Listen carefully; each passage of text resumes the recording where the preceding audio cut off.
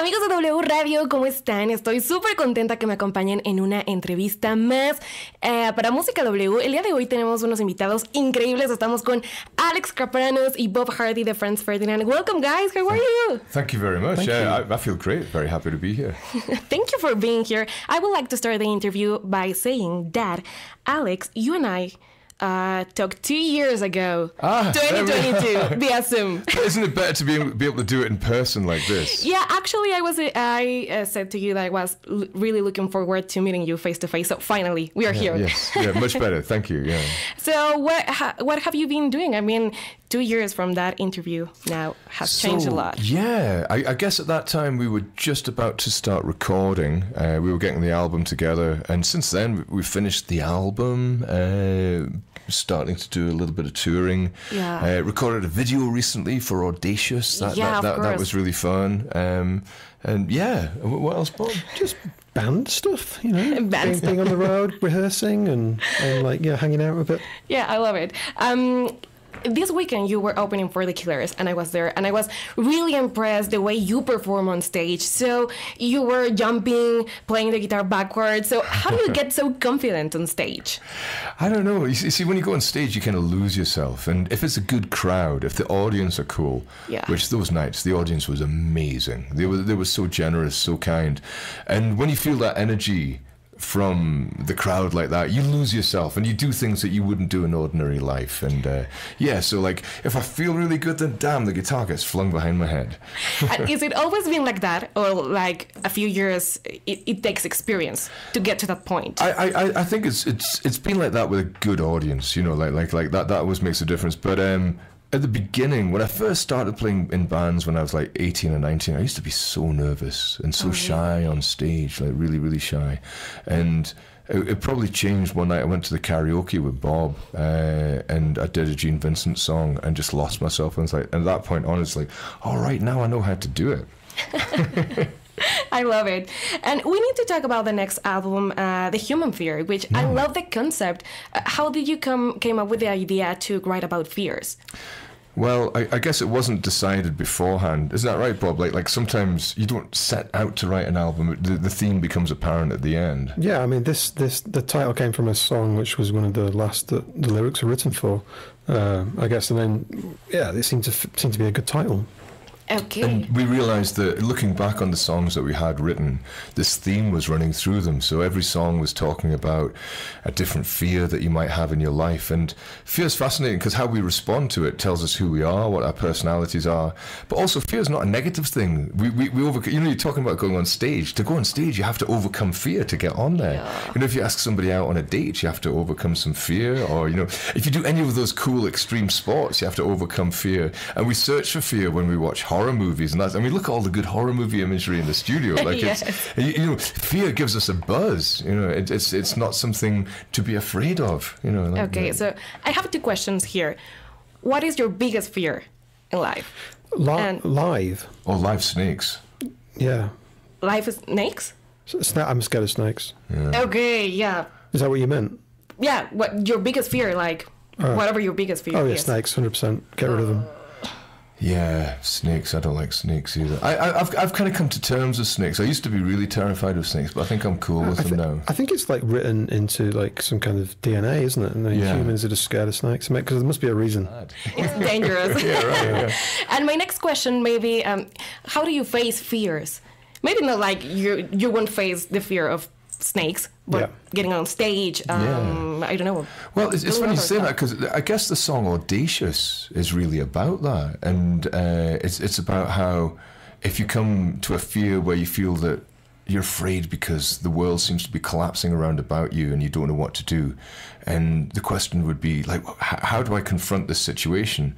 And I guess my answer is to be as audacious as you can possibly can be, to be bold, to be confident, go out there and do something out there. Yeah. And one of the nice things about being in a band, like how the context of a band, if there's something that's a bit making you nervous, is that you have the other people in the band with you, and it's quite nice to face those sort of things together. Like if you're playing a big gig, getting on a big stage in front of many thousands of people, you're not there by yourself. It's true. Like facing any fear with your friends is always easier. It gives you courage. Yeah, you feel like you're supported.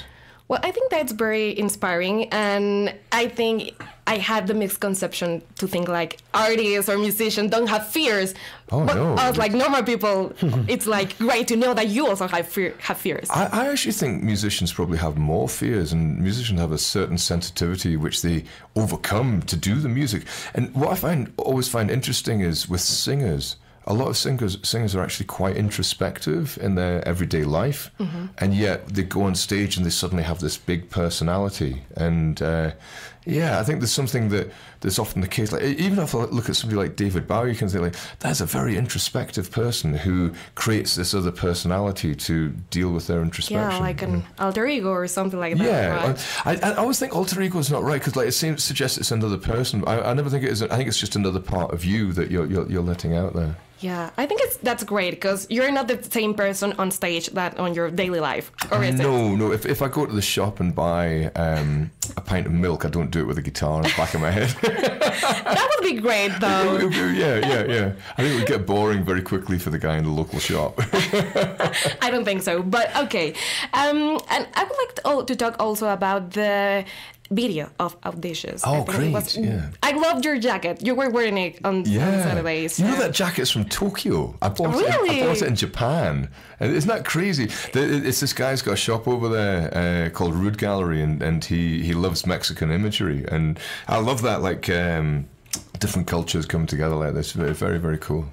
I love it. How is it for you guys to record a video?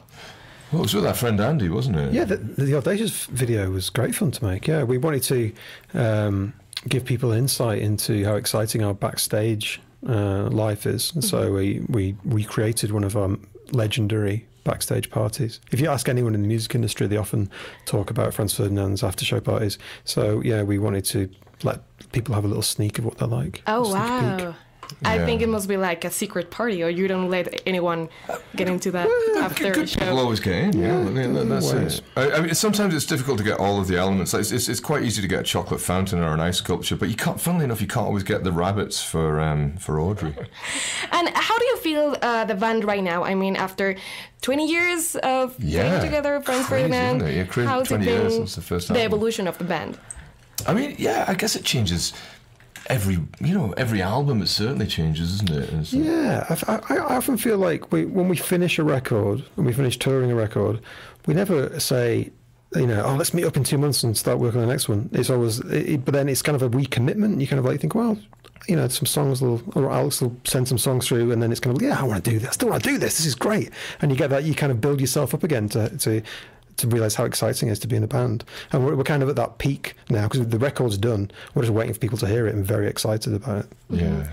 And what would you say to the new generation that are discovering your music? Because I have a sister who has 20 years. She's 20. And she was at the show Saturday, and she was like impressed with really? her show. Oh, did you like it? Yeah. Oh, that's great. Yeah. I mean, it blows my mind. When we were playing in Scotland, there were a couple of lads that had travelled up all across Scotland from Glasgow. They were coming to these shows, and they were 18 years old, which means that they were born after our second album came out. Wow. And that blows my mind. That's amazing. But then again, it also makes complete sense to me as well, because when I was a kid, I loved the Beatles, and they'd split up way before I was born. So yeah, that's how music is. You like music that comes out now, and you like music that's from the past, and and we are both of those things. And with music platforms, I think it's like easier to discover music, and you have everything in your phone. So yeah, it does make it a lot easier, and I'm kind of jealous of this generation in some degree, because I would have loved to have been able to do that, like when I was a kid growing up. But it was a different experience hunting down records for sure. But I think that's really. I'm still doing it. I have like a vinyl collection. Oh yeah, so. Me too. I love discovering music on streaming platforms, but in the same way that I always loved listening to the radio. I think it's a similar sort of thing. You go to a playlist or you listen to a radio show. It's the same kind of thing. But once you discover something you love, then you want to have the records, because that's the physical thing. It's almost like a physical commitment to the band or the artist. I mean, record covers are so important when you're a teenager. I would buy records on the strength of a cover. Of a record cover, because you wouldn't, there's no streaming services to pre-listen to what it was going to sound like. So yeah, it's a very different era. I think that had a big impact on us as a band as well, and we put so much love and work into our album covers because, well, we love covers, and it was it's such art. Yeah, at some point. it is. Yeah, it is. Yeah. Guys, thank you so much for being here. I loved your show. I loved your music, and please keep on doing it. Oh, thank you very much. It's nice to see you face to face as well. Yeah. Properly. Yeah. Nice to meet you guys, and thank you for being here, and hope to see you back here soon. I hope we're back very soon as well. Thank you. Amigos de W Radio, esta fue la entrevista con FRANZ Ferdinand. No se pierdan sus shows, su nueva música y todos los videos musicales que de verdad son una joya. Soy Daniela Anguiano y seguimos aquí con más en Música W. Gracias. Bye. Cheers.